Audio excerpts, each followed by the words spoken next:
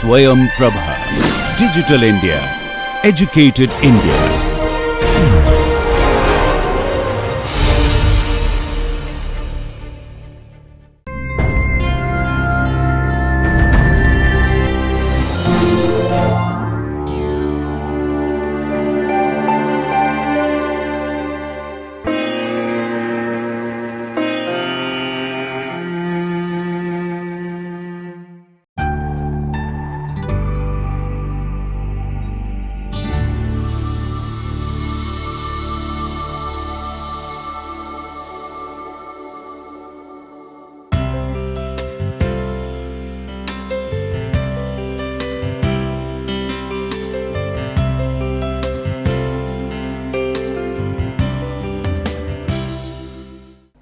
Hello everyone, welcome to my class. We were learning about matrix method in geometrical optics. Okay, we have already talked a lot about matrix method, and we saw how to represent translation in form of a matrix, and then we learned how to represent refraction in form of a matrix. And then for a complex optical system or for some given optical system which is like a black box, we try to form a matrix for this black box, and then we learn that there is only one unknown element. Okay. We will implement the knowledge of our matrix to many different system, and today we will learn to implement the knowledge of our matrix method for thick and thin lenses. We will analyze thick and thin lenses in the purview of matrix. Okay, and thereafter we will talk about unit planes. Yeah. To start with, let us suppose that we have a thick lens which is kept in air. Okay, and the thickness of this lens is given by T. The refractive index of the lens material is small n, and since this lens is kept in the air, the refractive index outside this lens is 1. Okay. Now, suppose an object O is kept at a distance d1 from the left refracting surface of this thick lens, while image I forms at a distance d2 from the right refracting surface of this thick lens. Here capital R1 and capital R2 are the radii of curvature of left and right refracting surfaces of this lens. Okay. Now, suppose from point object O a ray emanates and falls at point P on the left refracting surface, and then it undergoes translation within this thick lens, and then again it refract at point Q, and then it again undergoes translation and reaches at point I. O to P, P to Q and Q to I are translation, while at point P and Q the ray undergoes refraction. Okay. The coordinates of point P and Q are lambda 1 x1 and lambda 2 x2 respectively. Okay. Now, to analyze it, we will try to relate the coordinates of point P and Q. Okay. P has the coordinate lambda 1 x1 and Q lambda 2 x2. How to relate them? We will use again the matrix formulation which we learned from our previous in our previous classes. We will multiply lambda 1 x1 with refraction matrix, and this refraction happens at point P. Yeah, lambda 1 x1 is the point coordinates of point P, and lambda 1 x1 is the coordinate of a point which is just on the top of the refracting surface. Okay. And at this point refraction happen, therefore, we multiply lambda 1 x1 with the refraction matrix. There right after refraction the ray travel within the thickness of the lens, therefore, we will multiply with the translation matrix. Okay, the second matrix is the translation matrix, where T is its thickness and N is the refractive index of the lens material. And at last at point Q, the ray again suffers refraction, Okay, therefore, we again multiply the refraction matrix. Here P2 and P1 are the power of refracting surfaces. P2 is the power of right refracting surface, while P1 is the power of left refracting surface, and the expressions for P1 or P2 are given here. Okay. N is the refractive index of the lens material and 1 is the refractive index of the material outside or the medium in which the lens is kept, and in our case lens is kept in air. Okay. We know that the expression for power P is equal to N2 minus N1 by R. N2 is the refractive index of the second medium, N1 is the first refractive index of the first medium. Therefore, for P1, since the second medium is glass, therefore, instead of N2 we will write N, and the first medium is air, therefore, instead of N1 we will write 1 here. Okay. Similarly, for P2 the relation would be minus N in bracket N minus 1 by R2. Okay. These are the powers of the two surfaces. After substituting these and multiplying all these three matrices, we will get this expression for system matrix. This is our system matrix. Okay, and system matrix relates point P with point Q. Okay. Now, this system matrix is for a thick lens. Okay. Let us go to a limiting case where our lens is thin. Okay. What do I mean by thin? Thin means we can equate thickness T to 0. Okay. Equating thickness T to 0 means this thickness T is very small as compared to the height of the lens, the distances between object and image, and the height the distances of the objects and image from the lens, and any other related distances which are involved in the calculation. Okay. We know that all the distance, if all the distances are very large as compared to the thickness of the lens, then we can apply this condition, then we can use that T is almost equal to 0. Okay. And if we substitute T is equal to 0 in equation 40, then we will get equation number 41. Okay.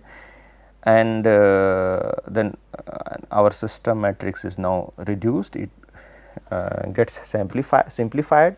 The first term of the system matrix, which is A11 earlier, is equal to 1 now. The second element of the system matrix, which is A12, is now equal to minus P1 plus P2.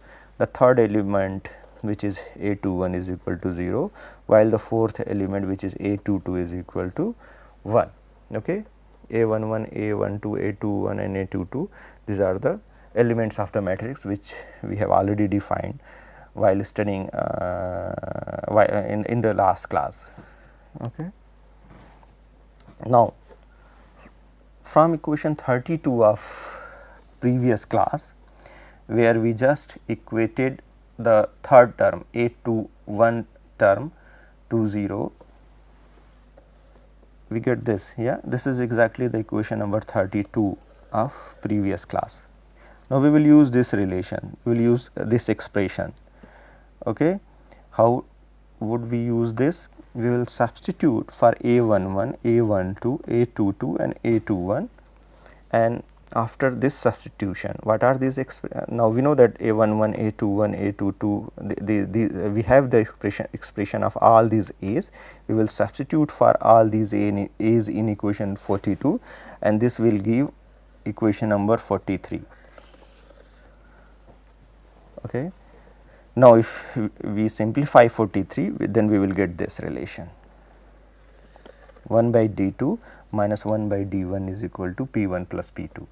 But we already have the expressions for P1 and P2 here. We will substitute for P1 and P2, and this gives this relation, which is n minus 1 in bracket 1 by R1 minus 1 by R2, which we are already familiar with. This is nothing but the expression for inverse of focal length. Okay, 1 by f is equal to n in bracket n minus 1, and then in the next bracket 1 by R1 minus 1 by R2. This we have already derived. This is focal length. Therefore, we can write 1 by d2 minus 1 by d1 is equal to 1 by f. Okay. Now, let us go to the equation number 41. We know that the system matrix here is 1 0 and then minus of p 1 plus p 2 and then 1. This is our system matrix here in equation 41 for thin lens. But we know that 1 by d 2 minus 1 by d 1 is equal to 1 by f, which is equal to p 1 plus p 2.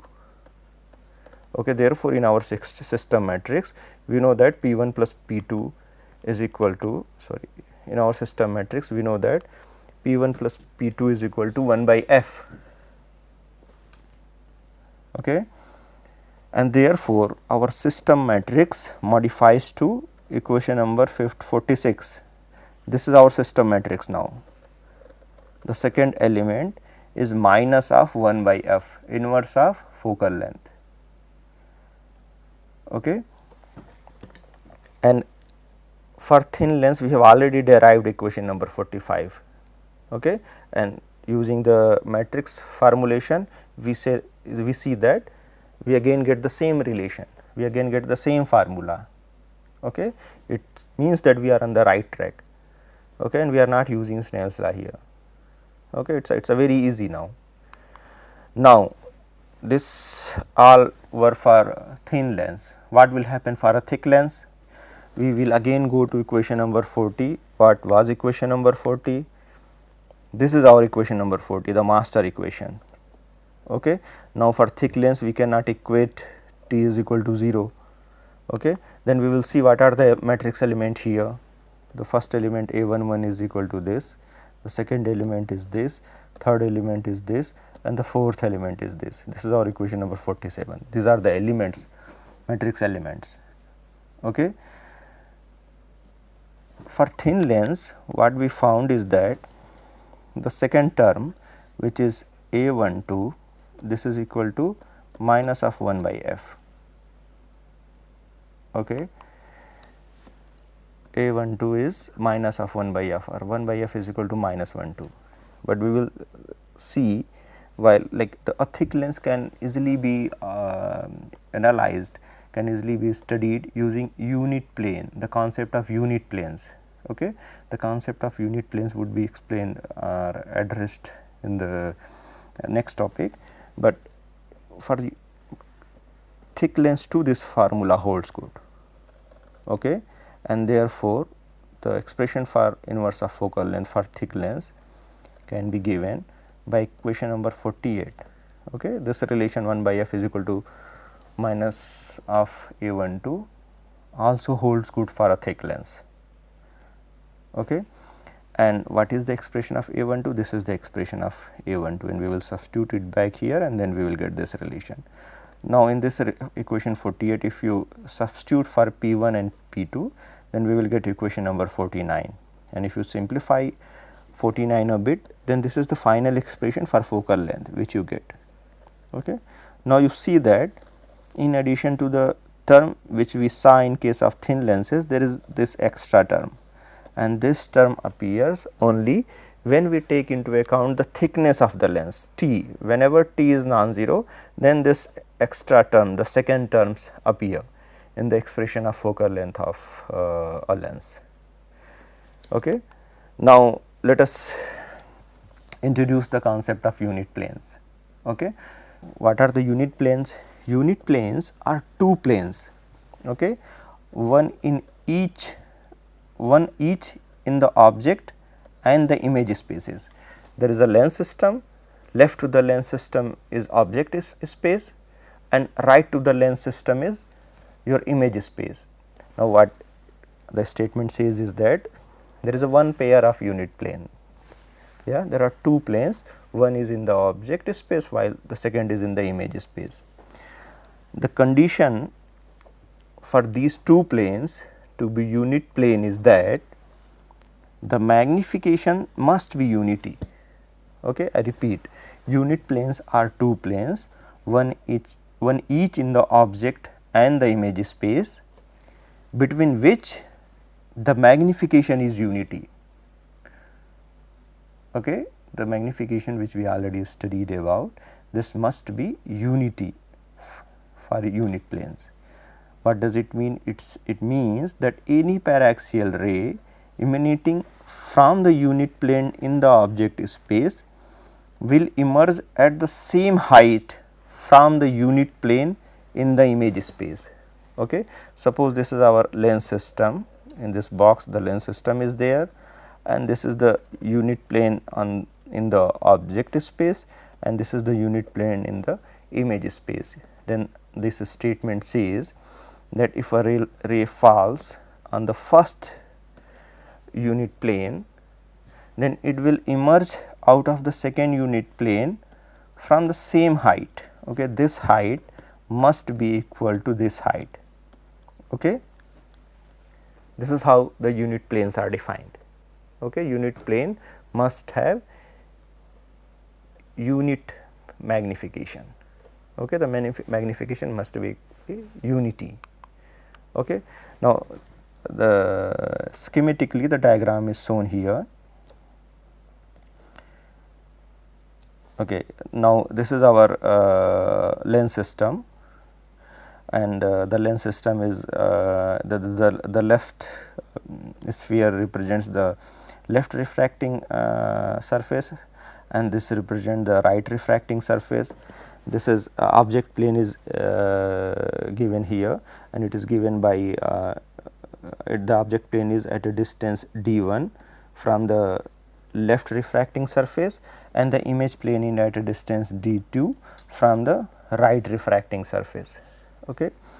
The first unit plane, which is in the object space, is at a distance du1 from the left refracting surface, while in the image plane the second unit plane exists at a distance du2 from the right refracting surface.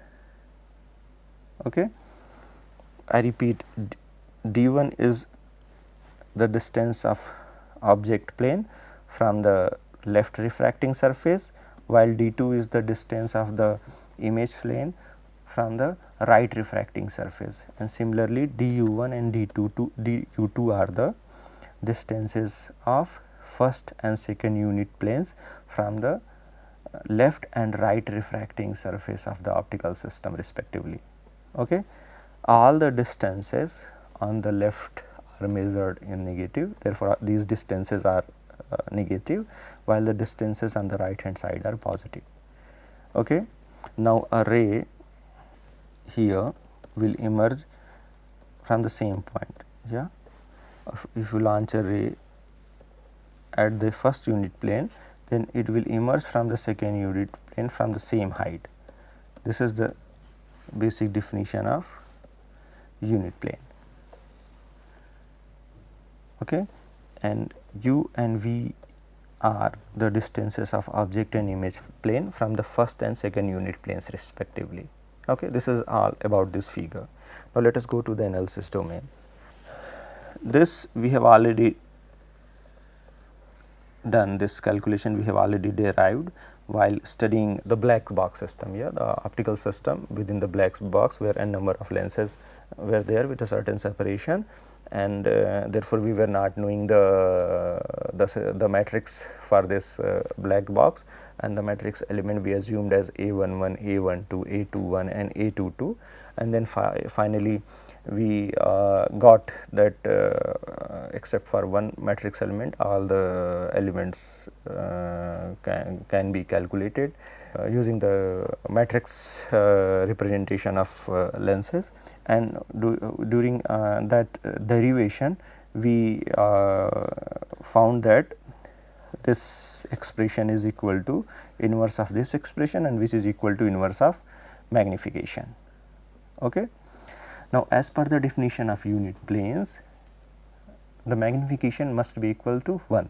Yeah, unit plane have unit magnification. Therefore, if we equate capital M to 1, then equation number 51 gives this relation. Okay, where d1 and d2 is replaced by respectively du1 and du2, which are the distances of unit planes from the lens system. And N1 and N2, as we know, they are the refractive index of the media on the left and right hand side of the lens system. Now, from equation number 52, we can get these two relations. These are the expression for du1 and du2, which are given by equation number 53 and 54 respectively. Okay. From the figure, d1 is equal to u plus du1, and similarly d2 is equal to du2 plus v. Okay. This is what is written here.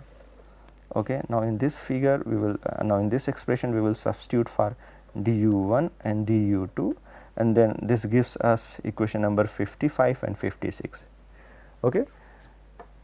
Equation number 55 and 56 gives the expression for d1 and d2.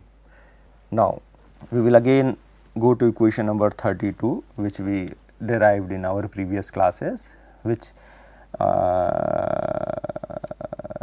which is which we got after equating the third element of the system matrix, the 2 1 element of the system matrix to 0. Yeah, when we equated the 2 1 element of the system matrix to 0, we got equation number 32, and if you just turn your slides, then you will see that this is equation number 32. Now, in this equation, which is now written as equation number 57, we see that there are d1 and d2, and we will substitute for d1 and d2 from equation number 55 and 56, which gives us the expressions for d1 and d2, and from here we get this expression. This is a big complex expression.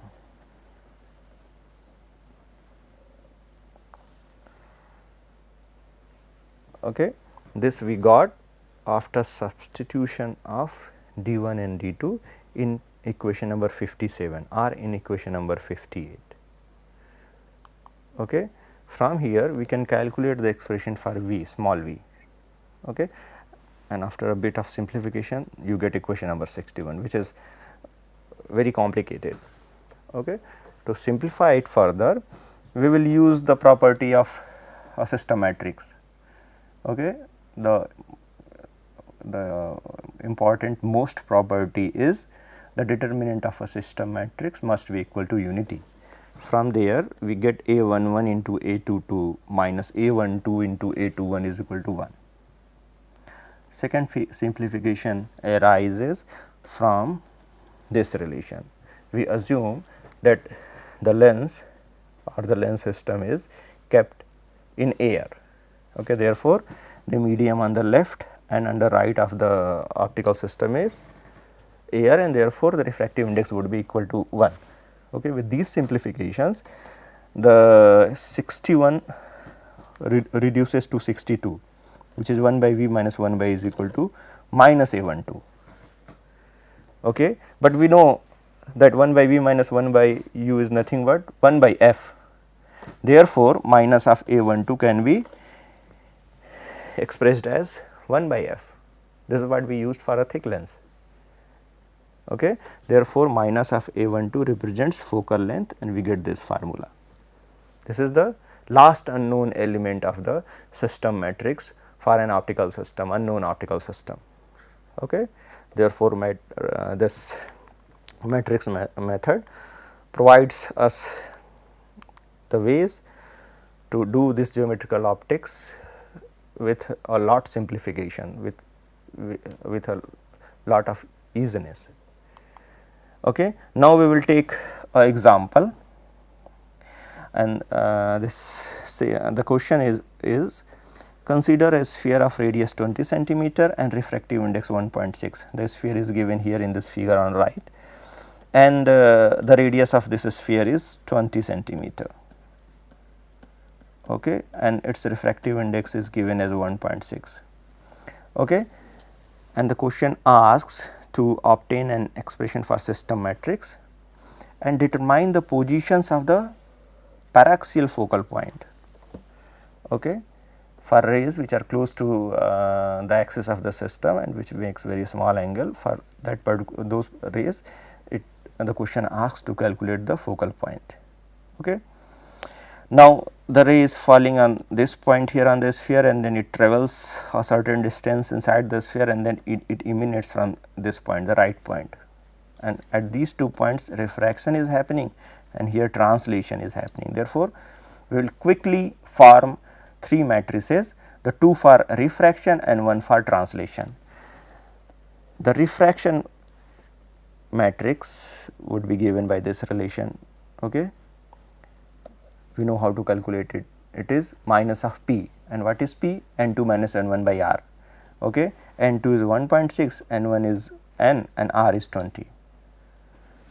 Now, once the refraction matrix at the first point is calculated, then we will find the expression for translation matrix. Okay, the translation matrix, instead I should call it translation matrix. Yeah, the translation matrix would be given by this 2 by 2 matrix.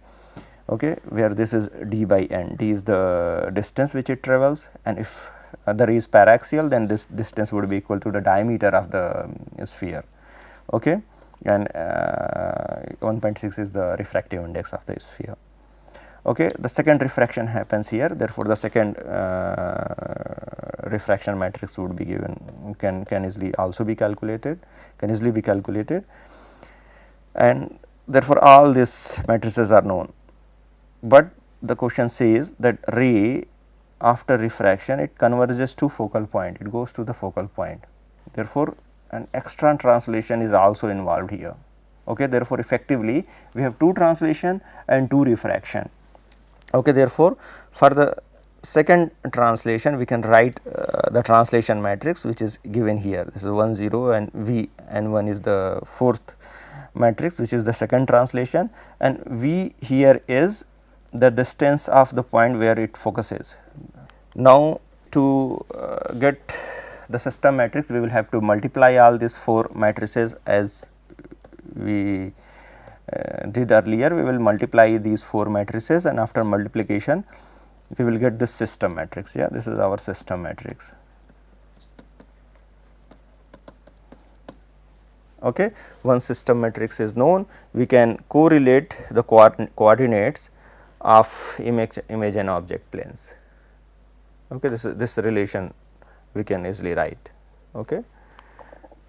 Now, if you expand this matrix to get the expression for x2, then we will get this equation.